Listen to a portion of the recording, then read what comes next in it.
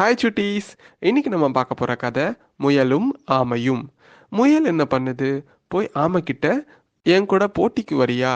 நம்ம ரெண்டு பேர்ல யாரு ஓட்டப்பந்தயத்துல சிறந்து விளங்குறவங்க, யாரு ஃபர்ஸ்ட் ஜெயிக்கிறான்னு பார்க்கலாம் அப்படின்னு வான்னு போட்டிக்கு கூப்பிடுது.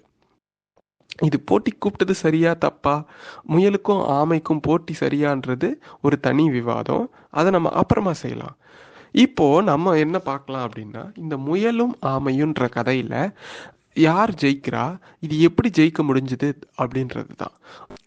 முயலும் ஆமையுன்ற அந்த கதையில முயல் என்ன பண்ணுது? போய் ஆமை கிட்ட என் கூட போட்டிக்கு வரியான்னு கேட்குது. அப்போ முயல் யார் இந்த முதல்ல போய் அந்த இடத்த அடையிறாங்களோ அவங்க தான் வெற்றியாளர் அப்படின்னு சொல்லுது. அப்போ முயல் கர்வத்தோட, எப்படியும் ஆமை தோக்க தான் போகுது, அதோட ஸ்பீடுக்கு கண்டிப்பாக நம்மளை ஜெயிக்க முடியாது, நாம தான் ஜெயிக்க போகிறோம் அப்படின்னு சொல்லிட்டு அது ஓட ஆரம்பிக்குது. முயல் வேகமாக ஓடி போயிட்டு ஆமை பின்னாடி திரும்பி பார்க்குது. ஆமை ரொம்ப தூரத்தில் பொறுமையாக வந்துக்கிட்டு இருக்கு.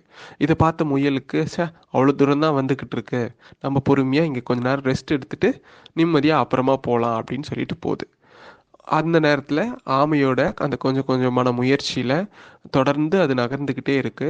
தொடர்ந்து நகர்ந்துட்டு இருக்கிற ஒரு நேரத்தில் அந்த ஆமை இந்த முயலை விட தாண்டி போயிடுது.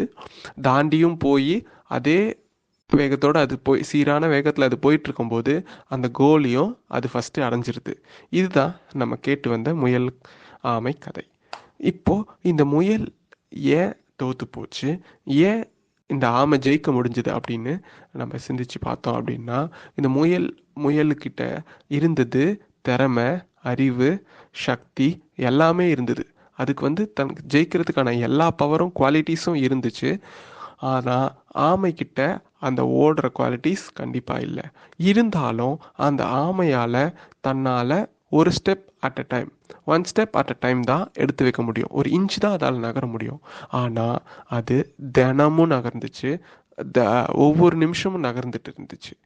ஸோ ஒவ்வொரு நொடியாக நம்ம எடுத்து வச்சோம் அப்படின்னா நாமளும் கண்டிப்பாக ஜெயிக்கலாம். ஸோ இதில் ஜெயிச்சது பார்த்திங்கன்னா முயலும் கிடையாது, ஆமையும் கிடையாது, கன்சிஸ்டன்சி தான்.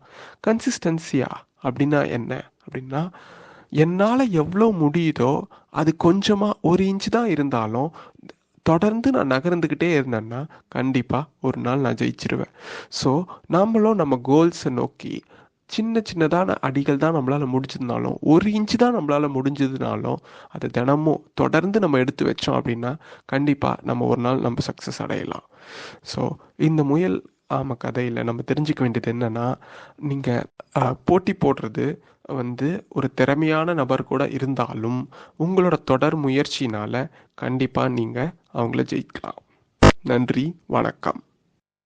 தேங்க்யூ. மீண்டும் ஒரு கதையோட நாளை சந்திப்போம்.